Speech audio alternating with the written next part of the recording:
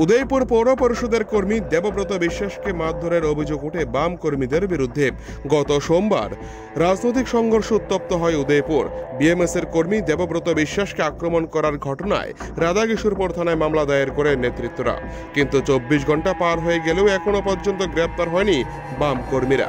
এই বিষয়ে বুধবার সন্ধ্যা রাতে উদয়পুর রাধাকিশোরপুর থানার ওসি বাবুল দাসের সাথে দেখা করেন গোমতী জেলার বিএমএস এর সভাপতি গৌতম দাস থেকে শুরু করে বিএমএস এর জেলা স্তরের বিভিন্ন নেতৃত্বরা।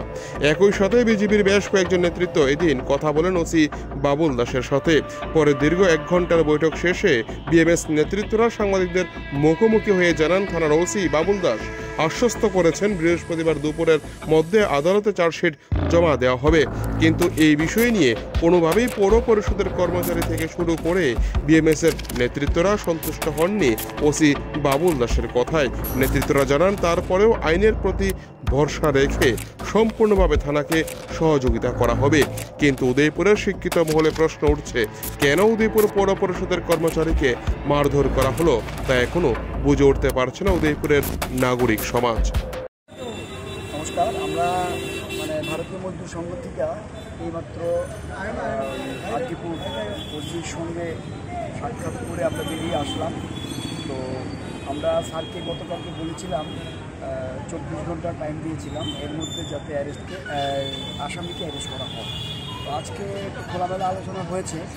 তো এখানে ওনার যে বক্তব্য, উনি বিশেষ করে আমাদের এখানে একজন গভর্নমেন্ট এমপ্লয়ি আছে। তো ওই গভর্নমেন্ট এমপ্লয়ির এগেনস্টে যিনি আছেন ওনার কাছে চিঠি দেবেন, যারা আসামি আছে ওনাদের এগেনস্টে চার্জশিট তৈরি করবেন। আজকে চার্জশিট তৈরি করে এই চার্জশিট কোর্টে দেওয়া হবে আর কি। আর আমরা চাইছিলাম যাতে অ্যারেস্ট করা হয়।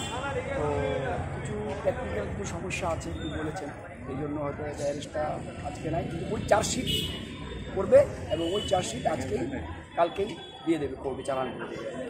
আপনাকে সেই বিষয়ে কি আশ্বস্ত করেছে ওসি? আমরা এখন উনি বলেছি, এখন আমরা আমাদের যে ইউনিয়ন আছে ইউনিয়নের সঙ্গে বসবো, কথা বলে ওনার সঙ্গে যে আলোচনা হয়েছে মাননীয় চেয়ারম্যানের সঙ্গে আমরা কথা বলবো। আমরা তারপরে নেক্সট ক্ষেত্রে আমরা সিদ্ধান্ত নেব।